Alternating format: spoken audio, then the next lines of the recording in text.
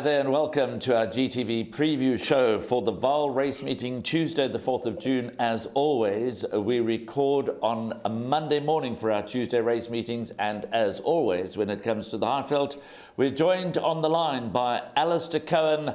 Hi Alistair, how's it going and what can we expect at the Vaal? Oh, Graham, things are good, thank you. Very fortunate to have been at Hollywoodbets Scottsville on Saturday for the jackpot of Grade 1s. It's always a wonderful meeting. Sean Terry now with 20 individual Grade 1 winners at Hollywoodbets Scottsville. Sunday at Hollywoodbets Kenilworth was also at the top draw. Thoroughly enjoyed that 10-race card. You find me on the back of tipping 2 consecutive exotics on the Highveld, but I must confess, if you gave me an exotic right now and said, right, you can catch just one at this Vaal meeting, I'd take it before a race was run. This is packed with big fields, competitive fields, very difficult to sort of get a gauge on a good thing on the card, but we'll try and get our way through. All I can tell you is if you do catch an exotic, it'll set you up probably for the rest of June going into the Hollywoodbets Durbanville. Okay, well, let's get straight into it. The first of 8 races due for 12:15. It's the champion work rider of the season, Anati Feni. Work rider's maiden plate for fillies and mares, and they haven't dealt Anati Feni a nice hand in terms of his ride in this race, which is held in his honour. Number 3, Centerfold, comes in off a 55 merit rating and 8 blanks from 8 starts, but it does look as if numbers 1, Gold Agent, and 12-17 again are the principals. They definitely are. I think the first port of call about this card is that we're on the Vaal original track, and the false rail is set up at 0 on either side. Now, normally we get a gauge on where the false rail is and which side the track will be running, but we don't have that luxury this time around. So if you believe that on a wide open track a high number draw is advantageous, then work with that. And if you believe that a low number draw is advantageous, work with that. I'm not a believer that there's a bias when there's open gates at the Vaal. So that's a little bit of food for thought that maybe adds to the complexity of the meeting. I'm just talking about Anati Feni, number 3, Centerfold. I don't like Centerfold, but what Centerfold does have in her favour is that Anati Feni's had 4 rides for Brett Weber in the last 12 months, and 3 of them have won, some of them at big prices. But 1 and 12 are definitely the horses to work with here. Number 1, Gold Agent, ridden by Savannah Valjallo, the daughter of Paul Matchett's banging on the door. She's been in the money more often than not. She's actually been in the second box nearly 50% of her runs. She was stuck on the wrong side of the course last time behind the Navy log. She was well clear of anything towards the inside of the track. She would deserve a victory if she were to get the job done, although she's had her chances. I think she might come unstuck in the form of number 12-17 again, who finished in front of her in the run to the Navy log. She has natural improvement on her side. She was the subject of support first time out. Siam Kumbuzi's back on board, so he knows the filly after riding her once before, and I'd anticipate the results in race 1 to be 12 from 1. Including both in the bipot? Yep, both go into the bipot, hoping to, I don't know, look, the points are something might pop into second here at a bit of a price. I mean, I'd anticipate to survive, hopefully double up, but if one of them does have any weaknesses, you're going to get a horse at a big price running into the first 2. So doubling up is good, but getting a horse at a bit of a price running second wouldn't be a terrible result for exotics either. So there we go, 12 from 1. 9 Belisivar is one that has some scope for improvement, having finished second in her only course and distance run. But let's move on to the first leg of the place accumulator. It's a maiden juvenile plate for fillies over 1,200 metres. It's off at 12.50. And the race is complicated by the fact that all those near the top of the boards are having their first runs. I'll go through the betting quickly. Number 1, Aminato, first-timer from the Sean Terry stable, is at 5-1. Number 3, Basked in Glory, Vercingetorix filly, making her debut for the Stuart Pettigrew yard, is at 11-2. 5, Gaelic Dancers at 8-1. 7, Kamati River is at 9-2. Number 11, One Party, is not a first-timer, ran third by the sensational One World. Plenty of scope for improvement. That's at 8-1. 14, Springsteen on debut is at 10-1. And 15, Take Your Place, who's had 2 starts over the course and distance for a second and a third, is at 6-1. So you've gone a bit wide in this leg of the bipod, not surprising with so many unknowns. Have you had your ear to the ground as to what we can expect from any of the newcomers? Yeah, Yeah, it's a bit of a guess-up here, unfortunately, Graham. I think, even though I don't have her in the bar pot, it might be worth watching number 8, Kuramati, as a horse that can improve with the run under the belt. She might need a bit further, but I think that there might be some expectations that she could turn out okay. But as for the others, no, I don't know much. My numbers in the bar pot are 1, 3, 5, and 11. Let me talk about the unraced horses first. Number 1, Aminato, a daughter of Danon Platina, from a stout Maritz-Fontein family. Craig Zaki takes her out. High number draw, that might be good, it might not be good, but Sean Terry obviously having another wonderful day in Maritzburg over the weekend. He's got, I believe, a nice crop of 2-year-olds, as we have seen, with a win and a second at Grade 1 level over the weekend. Don't know where Aminato fits in, but we know that Sean can ready them up first time out. Number 3, Boston Glory, very well-bred daughter, traversing Gesrick. She's a half-sister to Mighty High, winner of the Alan Robertson nearly a decade ago. Gavin Larina takes her out. Drawn in the middle, so there'll be options for Boston Glory to follow the right horses, whoever the right horses might be with speed. But then the race runners that I've gone in with, they are the obvious race runners. Number 5, Gaelic Dancer. I don't know what to make about just the two of us run, because she was drawn 1 on a day where low number draws struggled. She was the only one to have actually won on that card. Gaelic Dancer showing signs of being capable, but she hasn't got the job done. She might have just needed her last run, so I'm going to give her a vote of confidence that she'll go well enough here. And then number 11, One Party, as you mentioned, by One World, on the cusp of breaking his great father's freshman record. I mean, that's a crazy thought. Although beaten in a weak field first time out, she was an eye-catcher. Chase Morjan's back on board for Fani Bronkhorst. As you say, she can step up, she can improve. It won't take much for the first-timers to... When I say won't take much, they won't have to be absolute superstars to turn over 5 and 11, but we know that experience counts for a lot here. Okay, so that's a wrap for race 2, which is a complicated first leg of the place accumulator and a complicated second leg of the bipod because of all of those well-bred first-timers. And there are a few also in the first leg of the Pick 6, which is race 3, a maiden juvenile plate over 1,200 metres. We remind you of the first-timer rule as far as the Pick 6 is concerned, but of course that doesn't apply to the bipod and the place accumulator. Look at those in single figures. Number 3, Chili Bomb on debut is at 5-1.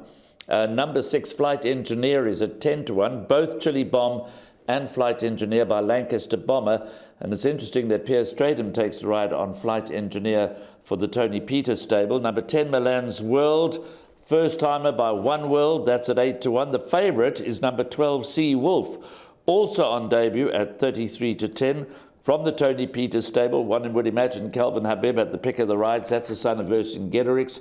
14, Spy Story, has raced a few times. That's at 7-1. And then the obvious form horse is number 16, Valiva, whose distant fourth to Rodeo Drive looks a lot better this morning than it might have looked on Friday morning. Rodeo Drive running out of her socks and only getting beat in the very last couple of strides in the Alan Robertson. So Valiva's form looks good. So the first question, Alistair, I know the bipod is your suggested bet, and I know you've gone with 4 runners, but when you look at the Pick 6 and the fact that first-timers don't form part of the play, could we get away with bankering number 16, Valiva, in the Pick 6 on the basis that she'll beat all of the previously raced runners?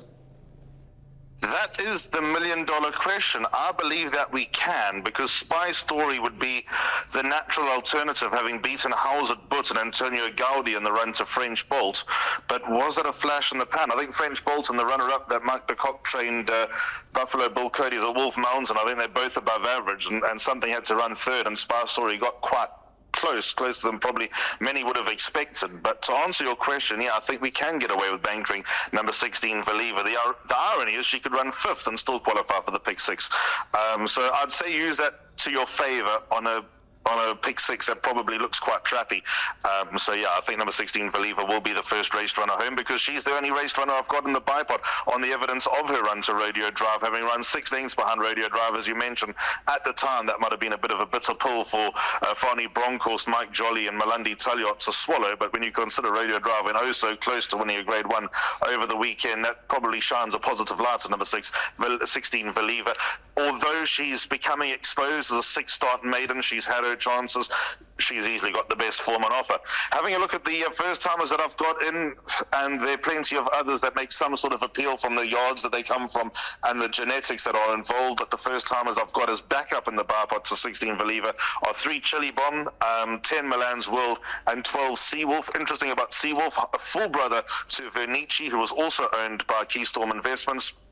As you mentioned, Calvin Habib, I'm sure would have had the choice of Raz because Six Flight Engineer makes appeal on pedigree as well. But Seawolf, son of Vercingetrix, as mentioned, related to, or full brother to Vernici, who was well performed as a youngster especially. Let's see how he goes. I don't know too much about what the expectations are. 10 Milan's World, son of One World, watch out. Yard that gets them ready. Craig Zaki on board. And then number 3, Chili Bomb. Interesting. He was bought on the August sale. And when I was doing the rounds, I actually thought Chili Bomb would fetch a little bit more than 380,000 rand. I've had a bet with the owner Lawrence Werners that this will be one of his better 2-year-olds that might scale higher heights than what he anticipates. I don't know what he expects first time out. Gavin Larena takes it out for Paul Matchett. Gavin obviously retained by Werners, but it's probably more sentiment that I think number 3 Chili Bomb will run well than me knowing anything.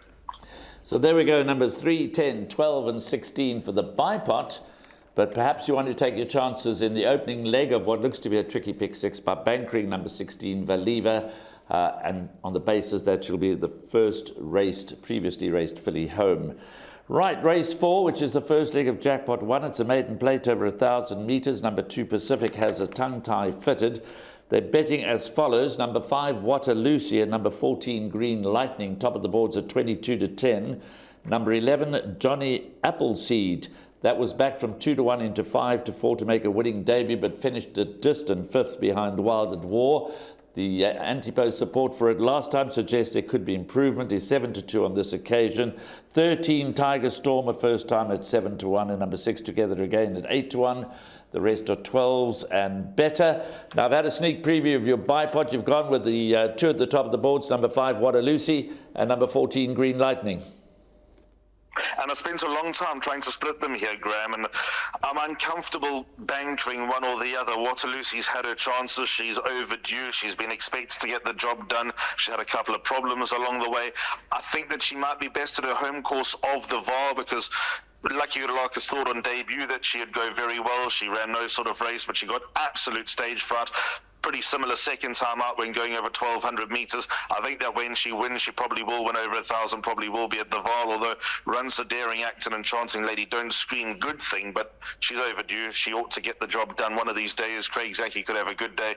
And 14 Green Lightning is interesting off a very lightweight. Being a 2-year-old, first of all, she obviously gets an age allowance, and then being a filly, she gets a sex allowance. So 54.5 kilos on her back. It could be well placed here by Cornet Spies. On her first run to Kindred Heart ran a grade 1 level over the weekend. Although she didn't rip up any trees, she went close to Little Ballerina at her penultimate start. And then last time that Just the Two of Us form, we'll have a good gauge earlier on in the day how that might be working out. I think Greenwood Lightning's coming along the right way. She confirmed her debut in her second start, so I think she'll go quite well here, number 14 Green Lightning. They're my 2 in the bar pot. By default, they'll be my 2 in the PA. I would include number 11 Johnny Appleseed into my pick 6, dropping to 1,000 metres. He showed electric pace first time out. He obviously didn't go on with it. Wild at War came out and ran a nice 6th over the weekend at the Gold Medallion Hollywoodbets Scottsville. The second was Halcyon, came out and won. Their high hopes for him to be quite useful. So 11 Johnny Appleseed, definitely the alternative, and a pick 6 inclusion. Okay, and just to note, bearing in mind what Alistair said earlier about the draw from the 2 bipod selections, Waterloosie towards the inside, Green Lightning on the outside, so if you include them both, you've got one on either side of the track. As we go to race 5, the MR84 handicap over 1,000 metres, and a few in the betting. Number 2, Quick Trip is at 3-1. Number 3, Bob is at 8-1. Number 4, Longsword at 9-2.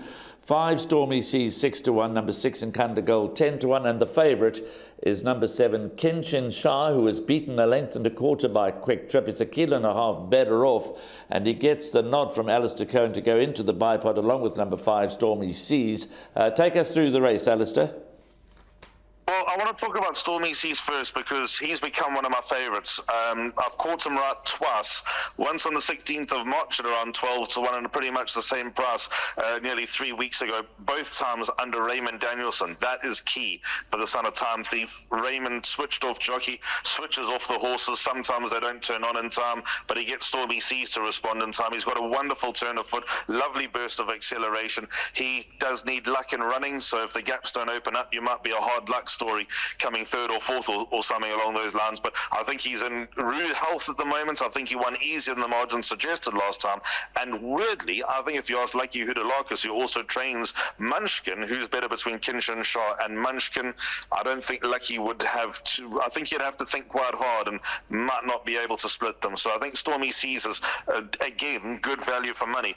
There should be very little to choose between Quick Trip, Stormy Seas, and Kinshasa. They've all met before. There's all sorts of muddled form going on. Quick Trip, as you mentioned, finished in front of Kinshasa. Kinshasa's got the swing at the weights this time around. Is it enough to close the deficit? I think it is. I think Kinshasa at the Vaal's a better horse, although he's not won there. He's got a good play strike rate there. Again, Craig Zaki taking the ride for Lucky Hoodalakis. I think he just ran out of puff last time out of Turpentine. Might have got a stride too quickly and shot for home a little bit too soon. And also, even though Quick Trip got away with the £3 penalty and she's upwardly mobile being a 3-year-old filly, I wonder whether the handicapper might just have his claws into her because she beat On Q. On Q ran subsequently, ran no sort of race. I think Kinshasa will turn the form around. But all three horses worth putting into the pick six, but I've gone the two in the bar pot, numbers 5 and 7. Race 6 on the card is the MR74 handicap over 1,600 metres. It's the first leg of the final pick 3. It goes at 3. Number 5, Putin's Promise, is at 4 to 1. Number 6, Viva de Janeiro, last time out winner, is at 9 to 2. Number 9, Laughing William, is at 9 to 2. Now, those are the only 3 runners quoted in single figures in a wide open betting race. Number 1, Mocha Frappe, is at 10 to 1. Number 3, Leeson, is at 10 to 1. And Avo and Toast is at 10 to 1. Now, I was interested when I studied your pick 6 numbers and made note of your pick 6 numbers, that you did include a horse that caught my eye, if only for the fact that he ran in the Drill Hall last time, although his previous form doesn't suggest, even despite that fact, he could be competitive here. But you've thrown in number 13, Archimedes. Let's start there. Well, he ran to a rating of nearly 100 last time in the Independence on Saturday. Drill Horse Stakes, that was a crazy entry in the Drill Horse Stakes. And whether it was better horses that made him look a little bit better than he is, that sort of helped him raise his game. But weirdly, that was his career best, running 9.5 lengths behind Royal Aussie, despite his 2 career wins prior. So maybe being tested against better horses and being underappreciated by the handicapper. Maybe he'll raise his game here at the Vaal on a track that might be a different colour on Tuesday. So I've got time for him, just simply on the evidence of the fact that he was tried in the Independence and Saturday Drill Horse Stakes. He went off to the front. He probably got in the way more than anything else. But this talk about dropping in class, not many have dropped from grade 2 level to MR74 level in my time in racing. So he goes in. The more reliable horses are numbers 5, 6, and 9. Let's go through them in that numerical order. 5, Putin's Promise, has just come well all of a sudden under Samango Kamala. His last 2 starts, a win and a second. I liked him on Work Riders Day after his rating had dropped to what was a competitive mark, and I don't think the handicap has been all that harsh on him. Gave him another pound for being a loser last time out, but probably warrants that after being outrun by Cash Caval late. There have been winners from that form line. He goes 1,600 metres for the first time in a while, or he's not as effective rather over 1,600 metres as he is over 1,400 metres, but the fact that he's come well, I think that he's worth staying on sides of. I think Fani Bronckhorst has done a wonderful job with number 6, Viva de Janeiro. He is what he is, but he's also earning consistently. He won well last time over 1,800 metres. I wasn't convinced that he had reached the trip, but he did in pretty good style. I think that this is probably more within his wheelhouse, number 6, Viva de Janeiro, so he'll be a huge threat. And then number 9, Laughing William, a very good run last time, very encouraging behind Whirly, who came out and franked his own form. Question mark remains about how he'll go over 1,600 metres, because it does seem his best form is over 1,400, but Gavin Larena was very quick to call for the rider number 9, Laughing William, and he's in good shape back at home. So if he can reach the trip, then he'll be somewhere in the mix as well. Okay, tough race, as you heard there from Alistair. He's gone wide in the bipod. We'll go through his bipod a little bit later on. That was the last leg of the bipod. So races 7 and 8 still to come. And race 7, of course, is the penultimate leg of the place accumulator, penultimate leg of the pick 6. It's an MR96 handicap over 1,400 metres. Nice race, and the form update here is for number 3, Wise Act. The additional form, he ran third behind the Africa House the other day, beaten less than a length, beaten only 3 parts of a length. Number 1, Paisley Park at 6-1. 3, Wise Act at 9-2. Money around for number 5, another level into 7-1 in the anti-post market. Number 6, Tsar Bomber is at 6-1. 8, Brave Viking is at 11-2. 9, Fully Loaded, who's won his last 3 and is featured on the cover of the computer form, going for 4 in a row. Fully Loaded, who's been quite kindly treated by the handicap, I would have thought. That's at 9-2, and 10, Kings Express at 9-2. So let's start with Fully Loaded, because they're betting to beat him. They're betting 9-2 the field, and he's going for 4 in a row. Can he accomplish the task? Graham, I'm going against him here for a number of reasons. He's coming back from a layoff. His record after arrest isn't pretty. And even though he's gone through the divisions and done everything right of late, basically I'd equate this to a mini and very minor version of the World Sports Betting Grand Heritage, because we've got a Grand Heritage winner in here and a few horses that have been competitive in Grand Heritages of the past, and I wouldn't have thought that Fully Loaded quite fitted the bill as being good enough in that sort of 100 to 90 range. So here he is off an 87. I'm going to pass him by this time around. If he were to come out on top or go very close, then I'll make a good case for him going forward, especially in races at the Vaal. It's a tricky race here. I'm very interested in Craig Zaki's arrangements with Laguna Verde and Duke of Sussex. Very interested indeed. Duke of Sussex is a Grand Heritage winner. He absolutely thrives at the Vaal, especially down the straight. It might not look all that pretty in his penultimate start in the Grand Heritage, but he ran 4 lengths behind Unzen.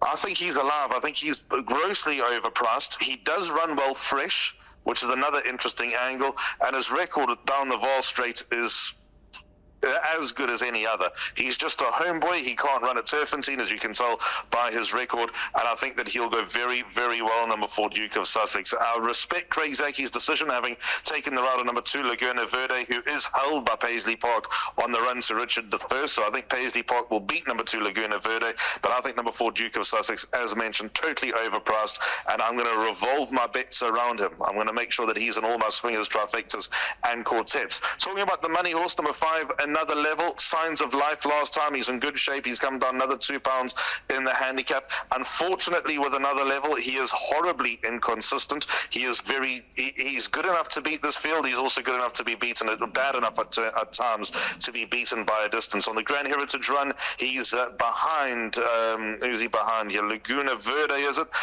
Brave Viking and Duke of Sussex, albeit just behind those 2 runs on the Grand Heritage performance. So I'd be keen on him to run into the first 4, but I couldn't have a bet. It's certainly not my anti-post money.